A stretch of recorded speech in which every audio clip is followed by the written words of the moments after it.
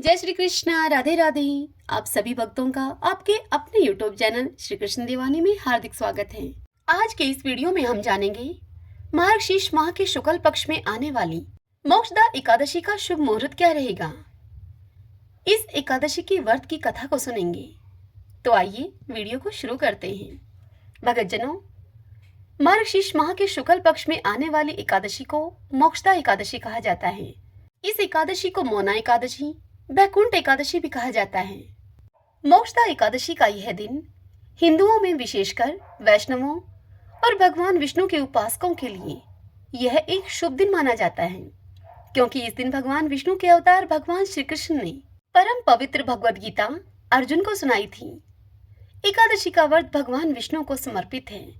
अपने नाम स्वरूप ये एकादशी मोक्ष प्रदान करने वाली मानी जाती है। मोक्षदा एकादशी का व्रत करने से सभी पाप नष्ट हो जाते हैं और पूर्वजों को भी इससे मोक्ष की प्राप्ति होती है। मोक्षदा एकादशी बहुत खास है। इस दिन गीता जयंती भी मनाई जाती है। इस साल मोक्षदा एकादशी की तिथि, इस तिथि को लेकर बड़े ही भ्रम की स्थिति है। ऐसा क्यों है? आइए मोक्षदा एकादशी का शुभ मुहूर्त जान लेते हैं। इससे आपको सब पता लग जाएगा। भक्तजनों, हमारे हिंदू पंचांग के अनुसार मार्गशीर्ष महीने के शुक्ल पक्ष की एकादशी तिथि का प्रारंभ होगा 22 दिसंबर 2023 को सुबह 8:16 से और अगले दिन यानी कि 23 दिसंबर को सुबह 11 बजे यह एकादशी की तिथि समाप्त हो जाएगी। अब बात आती है मोक्षदा एकादशी का व्रत किस दिन रखें। तो देखिए, जो गृहस्थ लोग हैं, हमें 22 दिसंबर के दिन पूरे दिन एकादशी मिल रही है। गृहस्थ लोग उस दिन व्रत रखेंगे। द्वादशी से स्पर्श होती हुई उदया तिथि हमें 23 दिसंबर को मिल रही है, इसलिए वैष्णव लोग 23 दिसंबर को इस मोक्षदा एकादशी का व्रत रखेंगे। अब बात आती है पारण की। तो देखिए, जो गृहस्थ लोग 22 दिसंबर को व्रत रखेंगे वह अपना व्रत का पारण 23 दिसंबर को करेंगे। 23 दिसंबर को दोपहर 1:22 से दोपहर 3:25 के बीच में वे लोग गृहस्थ लोग अपने व्रत का पारण करेंगे। अब 23 दिसंबर को जो वैष्णव लोग अपना व्रत रखेंगे वह अपने व्रत का पारण 24 दिसंबर को करेंगे। 24 दिसंबर के दिन व्रत पारण करने का शुभ समय रहेगा सूर्योदय से लेकर 9:14 तक। इस समय के दौरान वैष्णव लोग अपने व्रत का पारण अवश्य कर लें। आप सबकी जानकारी के लिए आपको बता दूं, जो लोग उदया तिथि में यानी कि द्वादशी से लगती हुई एकादशी का व्रत करते हैं उनको एकादशी व्रत का अनंत गुना फल मिलता है। तो उत्तम यही है कि आप द्वादशी से लगती हुई एकादशी का व्रत करें। आइए अब हम मोक्षदा एकादशी की व्रत कथा को सुन लेते हैं। सभी बोलिए विष्णु भगवान की जय। ओम नमो भगवते वासुदेवाय। युधिष्ठिर भगवान श्री कृष्ण से बोले, हे देव देवेश्वर, मैं पूछता हूँ आपसे कि मार्गशीर्ष माह के शुक्ल पक्ष में जो एकादशी होती है उसका क्या नाम है, कौन सी उसकी विधि है तथा उसमें किस देवता का पूजन किया जाता है। हे स्वामिन, यह सब यथारूप से आप मुझे बताइए। तब श्री कृष्ण भगवान ने युधिष्ठिर से कहा, हे नृपश्रेष्ठ, मार्गशीर्ष मास के कृष्ण पक्ष में उत्पत्ति नाम की एकादशी होती है, जिसका वर्णन मैंने तुम्हारे समक्ष पहले ही कर दिया है। अब मैं तुमसे शुक्ल पक्ष की एकादशी का वर्णन करूंगा, जिसके श्रवण मात्र से वाजपेय यज्ञ का फल मिलता है। उस एकादशी का नाम है मोक्षा, जिसे मोक्षदा, मौना, वैकुंठी इन नामों से जाना जाता है। यह एकादशी सब पापों का अपहरण करने वाली है। हे राजन, उस दिन यतन पूर्वक तुलसी की मंजरी तथा धूप दीप आदि से भगवान दामोदर का पूजन करना चाहिए। पूर्वोक्त विधि से उसी विधि से ही दशमी और एकादशी के नियम का पालन करना उचित है। मोक्षा एकादशी बड़े बड़े पातकों का नाश करने वाली है। उस दिन रात्रि में मेरी प्रसन्नता के लिए नृत्य, गीत और स्तुति के द्वारा जागरण करना चाहिए। जिसके पितृ पापवश नीच योनि में पड़े हों, वे इसका पुण्य दान करने से मोक्ष को प्राप्त होते हैं। इसमें तनिक भी संदेह नहीं है।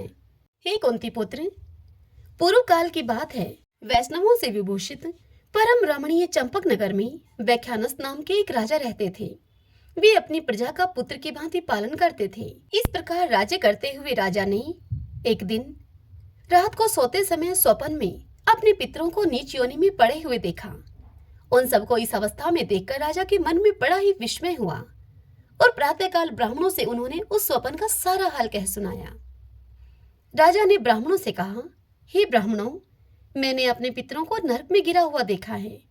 वे बारंबार रोते हुए मुझसे यूं कह रहे थे कि तुम हमारे तनुज हो, इसलिए इस नरक समुद्र से हम लोगों का तुम उद्धार करो।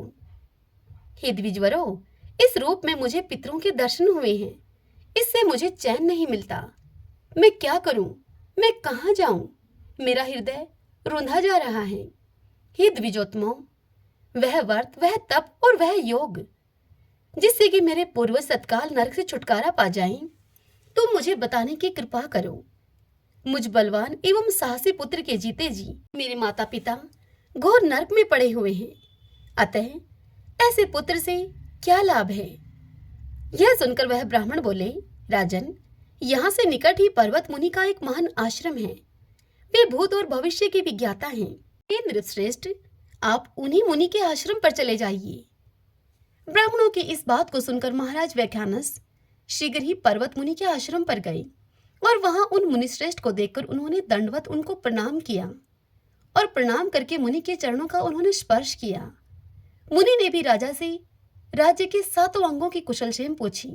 तब उनसे राजा बोले, स्वामिन, आपकी कृपा से मेरे राज्य के 7 अंग सुकुशल हैं, किंतु मैंने स्वप्न में यह देखा है कि मेरे पितर नरक में पड़े हुए हैं। आप मुझे यह बताइए कि किस पुण्य के प्रभाव से उनका वहां से छुटकारा होगा। राजा की इस बात को सुनकर मुनिश्रेष्ठ पर्वत एक मुहूर्त तक ध्यानस्थ रहे। इसके बाद वे राजा से बोले कि महाराज, मार्गशीर्ष माह के शुक्ल पक्ष में जो मोक्षा नाम की एकादशी होती है, तुम सब लोग उसका व्रत करो और उसका पुण्य अपने पितरों को दे डालो। तुम्हारे उस पुण्य के प्रभाव से तुम्हारे पितरों का नरक से उद्धार हो जाएगा। भगवान श्री कृष्ण युधिष्ठिर से इस कथा को सुनाते हुए आगे कहते हैं, हे युधिष्ठिर, मुनि की यह बात सुनकर राजा व्याख्यानस पुनः अपने नगर में लौट आए।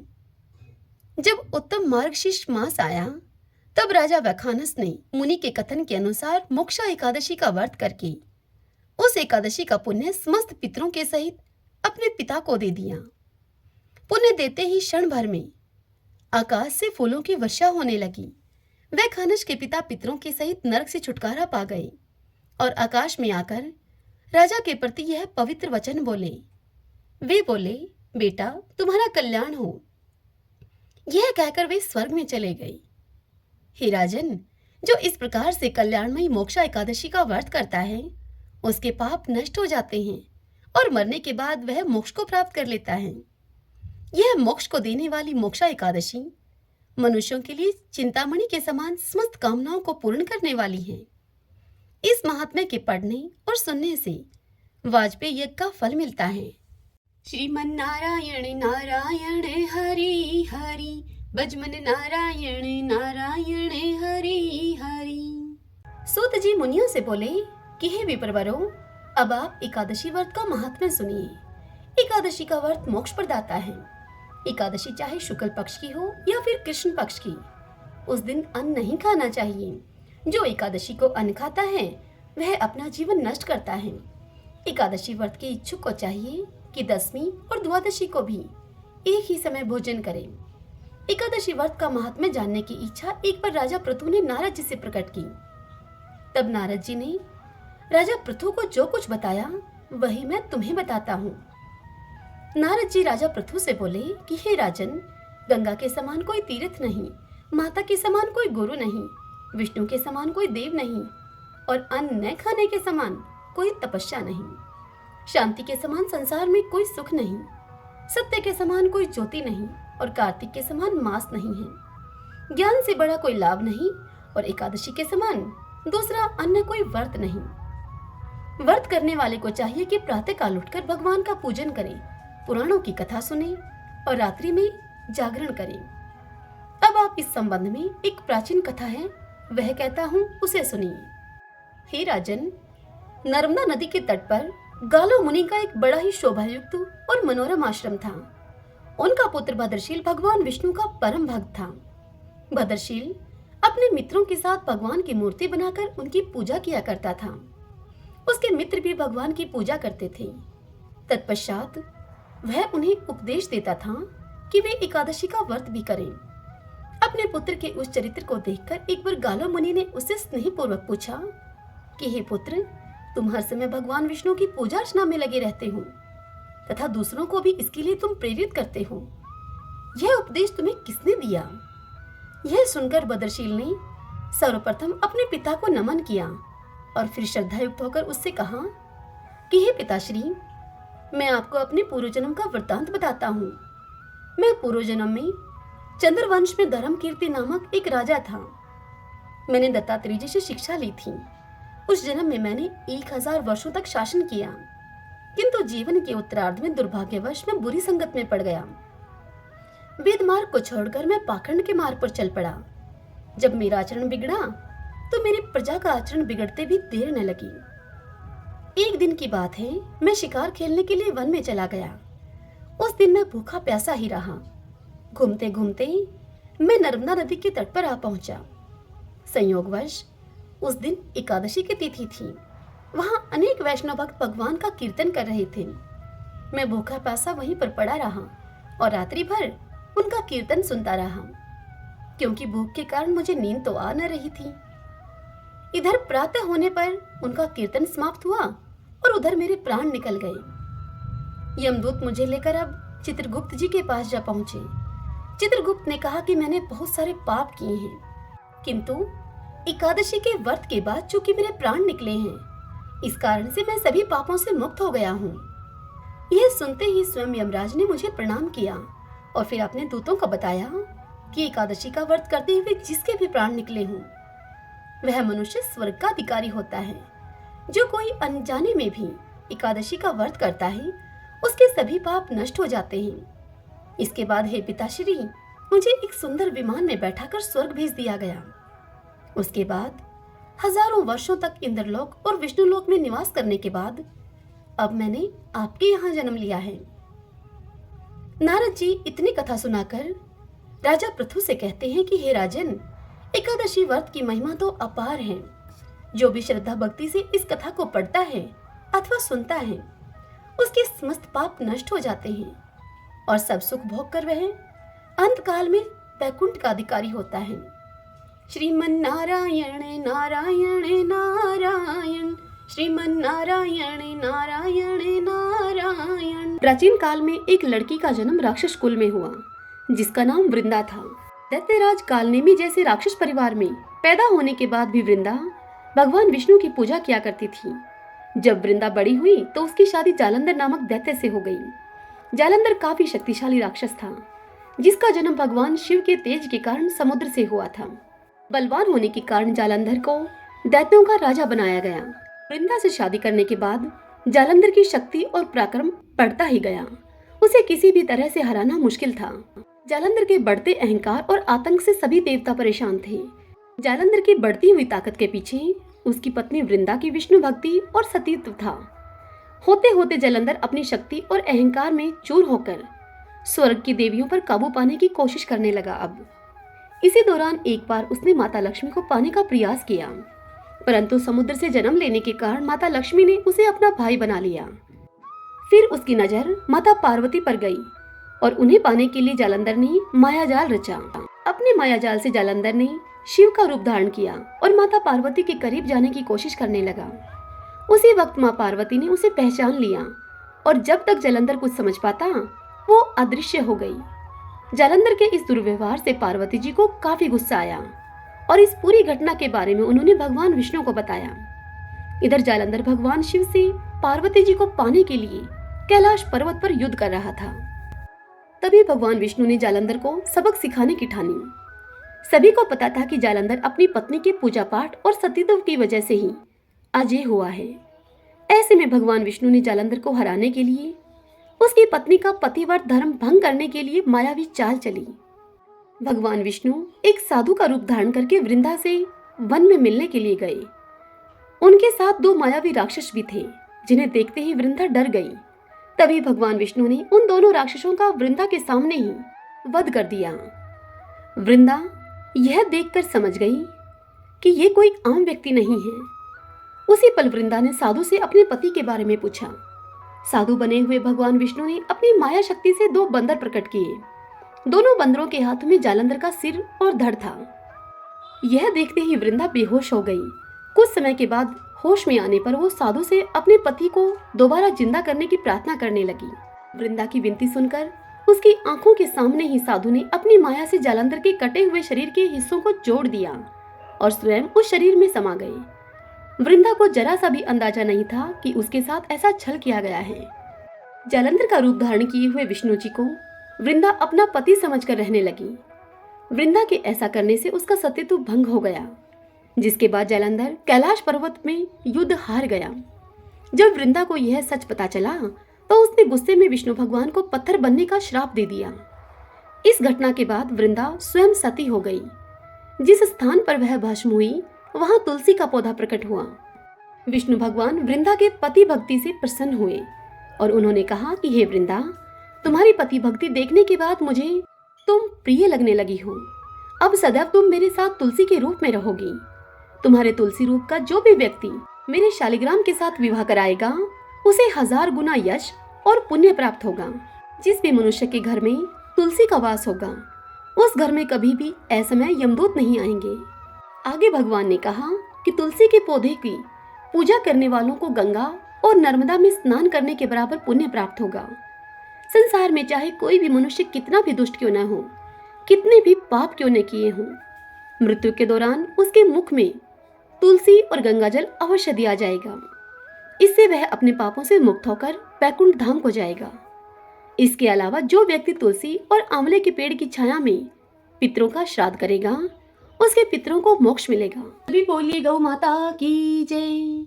महाराज दिलीप और देवराज इंद्र में गहरी मित्रता थी। देवराज इंद्र के बुलाने पर एक बार राजा दिलीप स्वर्ग गए। देव असुर संग्राम में देवराज ने महाराज दिलीप से सहायता मांगी। राजा दिलीप ने सहायता करने के लिए हामी भर दी और देवासुर युद्ध हुआ। युद्ध समाप्त होने पर स्वर्ग से लौटते समय मार्ग में कामधेनु मिली। तब राजा दिलीप ने पृथ्वी पर आने की आतुरता के कारण कामधेनु को देखा नहीं। कामधेनु को उन्होंने प्रणाम नहीं किया, न ही उनकी प्रदक्षिणा की। इस अपमान से रुष्ट होकर कामधेनु गाय ने राजा दिलीप को यह श्राप दे दिया कि मेरी संतान नंदिनी गाय यदि तुझ पर कृपा न करे तो फिर पुत्रहीन ही रहेगा। राजा को इस विषय में कुछ भी नहीं पता था, जिसके कारण राजा के कोई पुत्र नहीं हुआ और वे पुत्र न होने के कारण से स्वयं तथा महारानी और प्रजा के सभी लोग चिंतित रहने लगे और बड़े ही दुखी रहा करते थे। पुत्र प्राप्ति की इच्छा से महाराज दिलीप रानी के साथ कुलगुरु महर्षि वशिष्ठ के आश्रम पर पहुंचे। महर्षि सब कुछ समझ गए। महर्षि ने राजा से कहा कि यह गौ माता के अपमान के पाप का फल है। सुरभि गौ की पुत्री नंदिनी गाय हमारे आश्रम पर विराजती हैं। महर्षि ने राजा को यह आदेश दिया कि कुछ काल के लिए आश्रम पर रुककर मेरी कामधेनु नंदिनी गाय की तुम सेवा करो। यह सुनकर महाराज दिलीप ने गुरु की आज्ञा को स्वीकार कर लिया। महारानी सुदीक्षणा अब प्रातःकाल उस गौ माता की भली भांति पूजा करती थी। आरती उतारकर नंदिनी को पति के संरक्षण में वन में चरने के लिए विदा करती। राजा दिलीप दिन भर छाया की भांति उस नंदिनी गाय का अनुगमन करते, उसके पीछे पीछे रहते, उसके ठहरने पर ठहरते, उसके चलने पर चलते, उसके बैठने पर राजा भी बैठ जाते और उसके जल पीने पर राजा भी जल पीते। जब संध्या काल का समय होता, जब सम्राट के आगे आगे सद पर सूता बाल वत्सा नंदिनी आश्रम को लौटती तो महारानी देवी सुदक्षिणा हाथ में अक्षत का पात्र लेकर उसकी प्रदक्षिणा करके उसको प्रणाम करती और अक्षत आदि से पुत्र प्राप्ति रूप अभीष्ट सिद्धि देने वाली उस नंदिनी का विधिवत पूजन करती। अपने बछड़े को यथेच पयपान कराने के बाद धो ली जाने वाली नंदिनी की रात्रि में दंपति पुनः परिचर्या करते। अपने हाथों से कोमल हरित शष्प कवल खिलाकर यानी कि हरी घास खिलाकर उसको तृप्त करते और नंदिनी गाय के विश्राम करने पर वह स्वयं भी विश्राम करते, शयन के लिए जाते। इस तरह उसकी परिचर्या करते करते अब 21 दिन बीत गए। तब एक दिन की बात है, राजा दिलीप वन में नंदिनी का अनुराग करते हुए महाराज दिलीप की दृष्टि क्षण भर के लिए अरण्य की प्राकृतिक सुंदरता में अटक गई कि तभी उन्हें नंदिनी का आर्तनाद सुनाई दिया। वह नंदिनी गाय एक भयानक सिंह के पंजों में फंसकर चटपटा रही थी। उन्होंने आक्रामक सिंह को मारने के लिए अपने तरकश से तीर निकालना चाहा, किंतु उनका हाथ जड़वत निश्चेष्ट होकर वहीं पर अटक गया। वे चित्र लिखे से वहां पर खड़े रह गए और भीतर ही भीतर वह चटपटाने लगे। तभी मनुष्य की वाणी में सिंह बोल उठा कि हे राजन दिलीप, तुम्हारे शस्त्र संधान का श्रम उसी तरह से व्यर्थ है जैसे कि वृक्षों को उखाड़ देने वाला प्रभंजन पर्वत से टकराकर व्यर्थ हो जाता है। राजन, मैं भगवान शिव के गण निकुंभ का मित्र कुंभोदर हूँ। मुझे भगवान शिव ने सिंहवृत्ति देकर हाथी आदि से इस वन के देवदारुओं की रक्षा का भार सौंपा है। इस समय जो भी जीव सर्वप्रथम मेरी दृष्टि के पथ पे आ जाता है वह मेरा भक्ष्य बन जाता है। इस गाय ने इस संरक्षित वन में प्रवेश करने की अनधिकार चेष्टा की है और मेरे भोजन की वेला में यह मेरे सम्मुख आई है, अतः मैं इसे खाकर अपनी क्षुधा शांत करूंगा। तुम लज्जा और गलानी को छोड़कर वापस लौट जाओ। किंतु राजा दिलीप कैसे लौट जाएं?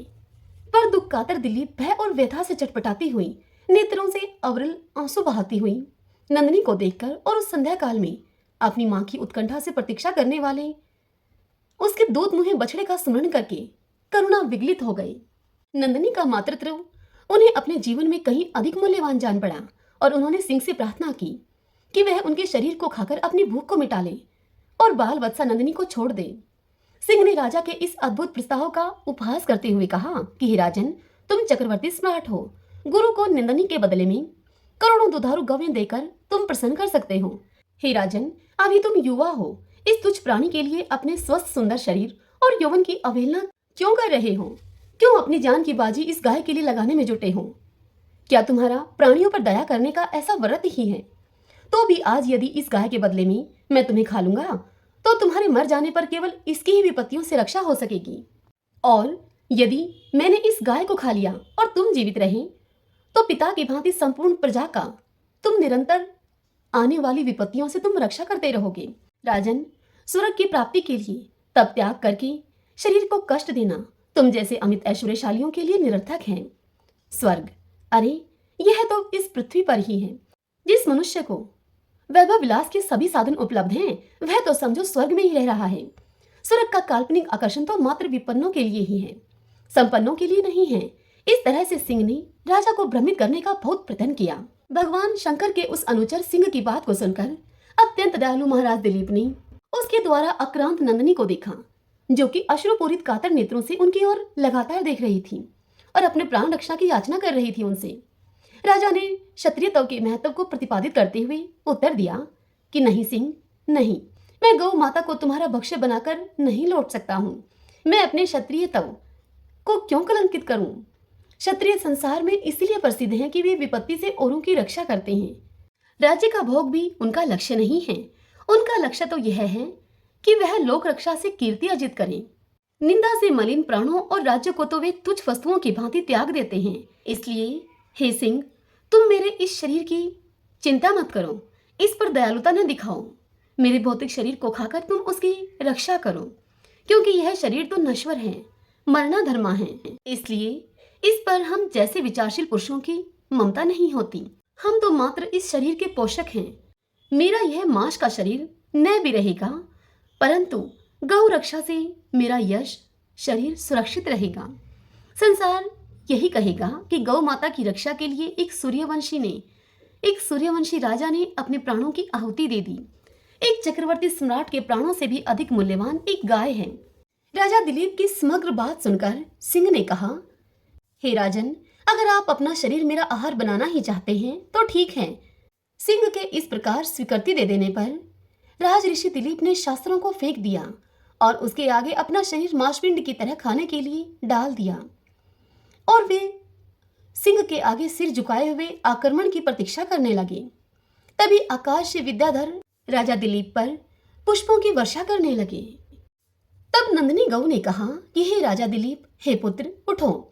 यह मधुर दिव्य वाणी को सुनकर राजा को महान आश्चर्य हुआ और उन्होंने वात्सल्यमयी जननी की तरह अपने स्तनों से दूध बहाती हुई नंदिनी गौ को देखा, किंतु वह सिंह उनको दिखलाई नहीं दिया कहीं। आश्चर्यचकित राजा दिलीप से नंदिनी गौ ने कहा कि हे सत्पुरुष, तुम्हारी परीक्षा लेने के लिए मैंने ही सिंह की माया की सृष्टि की थी। महर्षि वशिष्ठ के प्रभाव से यमराज भी मुझ पर प्रहार नहीं कर सकता। तो सिंह आदि की तो क्या शक्ति है मुझ पर प्रहार करने की। मैं तुम्हारी गुरु भक्ति से और मेरे प्रति प्रदर्शित दया भाव से अत्यंत प्रसन्न हूँ। तुम वर मांगो। तुम मुझे दूध देने वाली मामूली गाय मत समझो, अपितु संपूर्ण कामनाएं पूरी करने वाली कामधेनु जानो। यह सुनकर राजा ने अपने दोनों हाथ जोड़कर वंश चलाने वाले अनंत कीर्ति पुत्र की याचना की। तब नंदिनी ने तथास्तु कहा। उन्होंने कहा कि राजन, मैं आपकी गौ भक्ति से अत्यधिक प्रसन्न हूँ। मेरे स्तनों से दूध निकल रहा है, उसे पत्ते के दोने में धोकर पी लेने की आज्ञा गौ माता ने राजा को दी और कहा, हे राजा दिलीप, तुम्हें अनंत प्रतापी पुत्र की प्राप्ति होगी। राजा ने निवेदन किया कि माँ, बछड़े के पीने तथा होम आदि अनुष्ठान के बाद बचे हुए तुम्हारे दूध को मैं पी सकता हूँ क्या? दूध पर पहला अधिकार तो बछड़े का है और द्वितीय अधिकार गुरुजी का है। राजा के धैर्य ने नंदिनी गाय के हृदय को जीत लिया। वह प्रसन्न मना कामधेनु राजा के आगे आगे आश्रम को लौट आई। तदंतर राजा ने बछड़े के पीने तथा अग्निहोत्र से बचे हुए दूध का महर्षि की आज्ञा पाकर पान किया। फलतः वे रघु जैसे महान यशस्वी पुत्र से पुत्रवान हुए और इसी वंश में गौ भक्ति के प्रताप से स्वयं भगवान श्री राम ने अवतार ग्रहण किया। सभी बोलिए गाय माता की जय। जय सिया राम। अब हम श्री विष्णु सहस्रनाम स्तोत्र का पाठ करेंगे। यस्य स्मरण मात्रेण जन्म संसार बंधनात् विमुच्यते नमस्तस्मै विष्णवे प्रभ विष्णवे नमः समस्त भूतानामादि भूताय भूप्रते अनेक रूप रूपाय विष्णवे प्रभ विष्णवे। ओम विश्वं विष्णुः वषट्कारो भूत भव्य भवत् प्रभुः भूतकृत भूतभृत भावो भूतात्मा भूत भावने भूतात्मा परमात्मा च मुक्तानां परमागति है। अव्यय पुरुष साक्षी क्षेत्रज्ञो अक्षर एव च योगो योग विद्याम नेता प्रधान पुरुषेश्वर है नारसिंह वपु है श्रीमान केशव पुरुषोत्तम है सर्व सर्व शिव स्थाणु भूतादि निर्भय है संभव भावनो भ्रता प्रभु प्रभु ईश्वर है स्वयंभू है शंभुरादित्य पुष्कराक्षो महासुन है अनादि नित्नो दाता विद्याता धातुरुत्तम है अपरमेयो हर्षिकेश पदम नाभो अमर प्रभु है विश्वकर्मा मनुस्त्वष्टा सत्विष्टो सत्विरो ध्रुव है आग्रह है शाश्वत कृष्ण लोहिताक्ष प्रदर्दन है प्रभुत त्रिकुब्धाम पवित्रम मंगलम परम ईशान्य प्राणदय प्राण ज्येष्ठ श्रेष्ठ प्रजापति है हिरण्यगर्भ भूगर्भ माधवो मधुसूदन है ईश्वरो विक्रमी धनवी मेधावी विक्रम कर्म है अनुत्तमो दुरादर्श कर्तव्य कर्तिरात्म्यवान है सुरेश शरणम शरम विश्वरीता प्रजा भवः अह संवत्सरो व्याल है प्रत्यय सर्वदर्शन है अजय है सर्वेश्वर सिद्ध सिद्धि सर्वादिरच्युत है वर्षा कपिर में आत्मा सर्वयोग विनीह सरत है वसु है वसु मना है सत्य समात्मा असम्मति है समय है अमोघ है पुंडरी काक्षो वर्षकर्मा वर्षा करती है रुद्रो है बहुशिरा है बबरू है विश्व योनि शुचिश्रवा है अमृत है शाश्वत स्थाणु वरारो महातपा है सर्वज्ञ सर्व विद्वानो विश्वक्षिनो जनार्दन है वेदो है वेद विद्यांगो वेदांगो वेद विद कवि है लोकाध्यक्ष सुराध्यक्ष धर्माध्यक्ष कृता करत है चतुरात्मा चतुर्व्यूह चतुर्दृष्ट चतुर्भुज है भ्राजी शृणु भोजनम भोक्ता शेषणु जगदादिजय है अनगो विजयो जेता विश्व योनि पुनर्वसु है उपेंद्रो वामन प्रांशु अमोघे सुचि ऊर्जित है अतीन्द्रिय है संग्रह सर्गो धर्तात्मा नियमोयम है वेदो वैद सदा योगी वीर माधवो मधु है अतीन्द्रियो महामायो महोत्साहो महाबल है महाबुद्धि महावीर्यो महाशक्ति महादुति है अनिर्देश्य वपु है श्रीमान अमे आत्मा महाद्रीद्रक है महेश्वासो महिव्रता श्रीनिवास सताम गति है अनिरुद्ध सुरानंदो गोविंदो गोविंदाम पति है मरीचि है दमन हंसो शोपर्णो भुजगोतम है हिरणाभ सूतपा पदम नाभ प्रजापति है अमृत्यु है सर्वद्रक है सिंह संदाता संधिमान स्त्र है अजो है दुर्मुष्ण शास्ता विश्वतात्मा सुरारिया है गुरु है गुरुत्तमो धामो सत्य सत्य पराक्रम है निमिष है अनिमिष है सत्रगवि वाचस्पति रुधारदी है अग्रणी है ग्रामणी है श्रीमान न्याय नेता समीरण है शस्त्र मूर्धा विश्वात्मा शस्त्राक्ष शस्त्रपात आवर्तनो निर्वर्तात्मा संवर्त संपर मर्दन है अह संवर्तको वहनी अनिलो धरणी धर है सुप्रसाद प्रश्नात्मा विषवदरक विषव भुग विभु है सत्कृता सत्कृत साधु जहनो नारायणो नर है असंख्यो अपरमे आत्मा विशिष्ट शिष्टकृत सूचि है सिद्धार्थ है सिद्धि संकल्प है सिद्धि दय सिद्धि साधन है वर्षाई वर्षपो विष्णु वर्ष पर वर्षोदर है वर्धनो वर्धमान है विविक्त श्रुति सागर है सुभजो दुर्दरो वाग्मी महेंद्रो वसुधो वसु है नेक रूप व्रत रूप है सिप वृष्टि प्रकाश ने है ओजस्ते जो दूती दर प्रकाशात्मा प्रताप ने है रिद्ध स्पष्ट अक्षरों मंत्र चंद्राशो भास्कर धोती हैं। अमृतम शुद्ध भानु शशबिंदु सुरेश्वर हैं। औषधम जगते सेतु सत्य धर्म पराक्रम हैं। भूत भव्य भवननाथ है पवने पावनो अनले हैं। काम काम कृत कांत है काम है काम प्रदय प्रभु हैं। युगाधिकृत युगावर्तो नेकमायो महाशने हैं। अदृश्य अव्यक्त रूप शस्त्रजित अनंत जित हैं। इष्टो अवशिष्ट शिष्टेष्ट शिखंडी नवशो वर्षे हैं। क्रोध क्रोधकृत करता विशो बाहु महिधर हैं। अच्युत प्रतित प्राण है प्राण दो वासवानुज हैं। अपाम निदिर्दिष्टा नम परमतः प्रतिष्ठित हैं। स्कंद स्कंदरो तुर्यो वर्दो वायु वाहन हैं। वासुदेव प्रतभानु आदि देव पुरंदर हैं। अशोक स्तारण स्तार शूर शौरी जनेश्वर हैं। अनुकूल शतावर्त है पद्मी पदम निवेक्षण हैं। पद्मनाभो अरविंदाक्ष पदम गर्भ शरीर भृत हैं। महदीरिदो वरदात्मा मोक्षो गरुड़ो दुजे हैं। अतुल शर्वो भीमः समयगो हवि हरि हैं। सर्वलक्षण लक्षणयो लक्ष्मीवान समिंत जय हैं। वीक्षरो रोहितो मार्गो हेतु दामोदर सह। महिधरे महाभागो वेगवान मिताशने हैं। उद्भव शोभनो देव श्री गर्भ परमेश्वर हैं। करणम कारणम करता विकर्ता गहनो गोवे हैं। व्यवसायो व्यवस्थान संस्थान स्थान दो ध्रुव। प्रहृदि परम स्पष्ट चतुष्ट पुष्ट शुभेक्षण हैं। रामो विरामो वीर जो मार्गो नेवन्यो अन्य हैं। वीर शक्ति मतम श्रेष्ठो धर्मो धर्म विदुत्तम हैं। वैकुंठ पुरुष प्राणे प्राणदय प्रणवय प्रथु हैं। हिरण्यगर्भ शत्रुघ्नो व्याप्तो वायुर्दोक्ष हैं। ऋतु है सुदर्शन काल परमेष्टि परिग्रह हैं।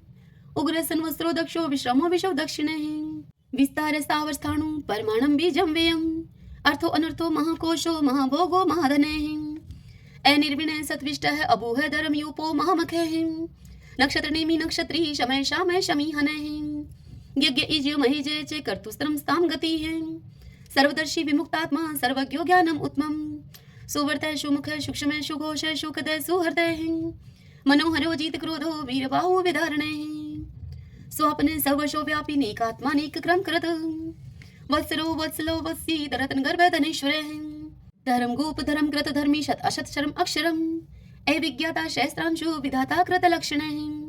गवस्ती ने मी सत्वस्त सिंहो भूत महेश्वर हैं। आदि देवो महादेव देवशो देव भृत गुरु हैं। उत्तरो गोपतिर गुप्ता ज्ञान गम्य पुरातन हैं। शरीर भूत भृत भुक्ता कपिंद्रो बुरी दक्षिण हैं। सोमपो अमृतपः सोम है पुरुषित पुरुषोत्तम हैं। विनियुजे सत्य सिंधो दाशर्य सत्वतम पति हैं। जीवो है विनिता साक्षी मुकुंदो अमित विक्रम हैं। अंबो निदिर्णंतात्मा मोदधिशयो अनंत के हैं। अजय है माहर है स्वभाव जीता मित्र प्रमोदने हैं। आनंदो नंदनो नंद सत्य धर्मा त्रिविक्रम हैं। महर्षि कपिलाचार्य कर्तघ मेदनी पति हैं। त्रिपद त्रिदशा अध्यक्षो मास्टरं कृतांत करते हैं। महावराहो गोविंद सुषेण कनकांगदी। गुह गभीरो गहनो गुप्त चक्र गदाधरे हैं। वेदा स्वंगो अजित कृष्णो दृढ़ संकर्षण अच्युत हैं। वर्णो वारुणो वृक्ष पुष्कराक्षो महामना हैं। भगवान भगानंदी वनमाली हलायुदय हैं। आदित्यो ज्योतिरादित्य शैषणो गतिस्तमः। शुधन्वा खंड परशु है दारुणो द्रविण प्रदय हैं। द्विस्पर्क सरदृग व्यासो वाचस्पति योनिजय हैं। त्रिशामा श्याम गय श्याम निर्वाणम वेशजम मिश्क हैं। संन्यास कृष्ण शांत निष्ठा शांति प्रायणम। शुभांगम शांति दय सत्रष्टा कुमुदय कुवलेशयः। गोहति गोपतिर गुप्ता वृषभाक्षो वर्ष प्रिय हैं। अनिवर्ति निर्वर्तात्मा संक्षिप्ता श्रीमकर शिव हैं। श्रीवत्स्वक्षा श्रीवास श्रीपति है श्रीमतांबर हैं। श्रीदय श्रीशय श्रीनिवास श्रीनिधि है श्री विभावने हैं। श्रीदय श्रीक्रह श्रेय श्रीमान लोकत्रयाश्रय हैं। स्वक्षय स्वंगस्तानंदो नंदिर ज्योतिर्गणेश्वर हैं। विजितात्मा विधेयात्मा सत्कीर्ति छिन संशय हैं। उदृण सर्वत चक्षु अनिश शाश्वत अस्त्र हैं। भूषयो भूषणो भूत विशोक शोक नाशने हैं। अर्चिस्मान अर्चित कुंभ है विशुद्धात्मा विशोधने हैं। अनिरुद्धो अप्रतिरथ है प्रद्युम्नो अमित विक्रम हैं। कालने मीनिहा वीर शौरी शूर जनेश्वरे हैं। त्रिलोकात्मा त्रिलोकेश है केशव केशिहारी हैं। कामदेव कामपाल कामिकांत कृतागमे हैं। अनिर्देश्य बपु विष्णु वीरो अनंतो धनंजय हैं। ब्राह्मणियो ब्रह्माकृत ब्रह्मा ब्रह्म ब्रह्मा विवर्धने हैं। ब्रह्माविद ब्राह्मणो ब्रह्मी ब्रह्माज्ञो ब्राह्मण प्रिय हैं। महाकर्मो महाकर्मा महातेजा महोरगे हैं। महाक्रतु महायुज्वा महायगो महावीर। सत्वय स्तव प्रिय स्तोत्रम स्तोतरण प्रिय हैं। पूर्ण पुरिता पुण्य पुण्य कीर्ति अनामय हैं। मनोजव तीरथ करो वसुरेता वसु प्रदय हैं। वसुप्रदो वासुदेवो वसु है वसु मनाहावी है। सदगति है सत्कृति है सत्ता सद्बुद्धि सत्य प्रायणे है। सूर्यसेनो यदुश्रेष्ठ है सन्निवास है स्वयामुने है। भूतावासो वासुदेव सर्वासु निलयो अनिलय है। दृपः दृप्तो दृप्तो दुर्दुरो अपराजित है। विश्वमूर्ति महामूर्ति दीप्तमूर्ति अमूर्तिमान है। अनेक मूर्ति अव्यक्त है शतमूर्ति शतानन है। एकोनेक स्वः किमित तत्पद अनुत्तमम्। लोकबंधु लोकनाथो माधवो भक्त वत्सल है। सुवर्णवर्णो हेमांगो व्रांग चंदनांगदी। वीरः विश्वशून्यो गर्ताशी अचल चल है। एमानी मान दो मानो लोक स्वामी त्रिलोकद्रक। सुमेधा मेध जो धन्य सत्य मेधा धराधर है। तेजो वृषो दुतिधर है सर्वशस्त्र प्रताम्बर है। प्रग्रो निग्रो व्यग्रो नेक श्रृंगो गदागर जय है। चतुर्मूर्ति चतुर्बाहु चतुर्व्यूह चतुर्गति है। चतुर आत्मा चतुर्भाव चतुर्वेद विद एकपात। समावर्तो अनिर्वर्तात्मा दुर्जो दुर्ति कर्म है।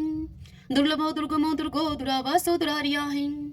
शुभांगो लोक सारंग सुतंतु सुतंतु वर्धन है। इंद्रकर्मा महाकर्मा कृतकर्मा कृतागम है। उद्भवो सुंदरो सुंदो रत्ननाभ सुलोचन है। अर्को वाशन श्रृंगी जयंत सर विजयी है। स्वर्ण बिंदु अक्षोभ है सर्वागी सुरेश्वर है। महाहदो महागतो महाभूतो महानिधि है। कुंदय कुंदरय कुंदय पर्जने पावनो अनिलय है। अमृताशो अमृतोपु है सर्वज्ञ सर्वतो मुखे है। शूलुभ है शुवर्त सिद्ध शत्रुज शत्रुतापने है।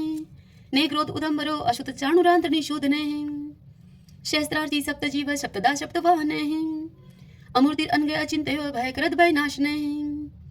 अणुः व्रतः कृश स्थूल गुणवृत निर्गुणे महाने है। ऐद्रते सवद्रते श्वासे प्रागवंशो वंशवर्धने है। भारव्रत कथित योगी योगीश सर्व कामदय है। आश्रम शर्मण श्याम सुपर्णो वायु वाहन है। धनुर्धरो धनुर्वेदो दंडो दमिता दमय है। अपराजित सर्वशहो नियंता नियमो अयमय है। सतोवान सात्विक सत्य सत्य धर्म प्रायण है। अभिप्राय प्रियारो अर्ह प्रियकृत प्रतिवर्धन है। विहाय सगति ज्योति है सुरुचि उद्भुग विभु है। रवि विरोचन सूर्य है सविता रवि लोचन है। अनंत हूत भूत भोक्ता सुख दो नेक जो अग्रज है। अनिवृण सदामर्षि लोकधिष्ठानम अद्भुत है। सनात सनातन तमय कपिल है कपिर पे है। स्वस्ति स्वस्ति कृत स्वस्ति स्वस्ति भुक स्वस्ति दक्षिण है। एरोद्र कुंडली चक्री विक्रम उच्च शासन है।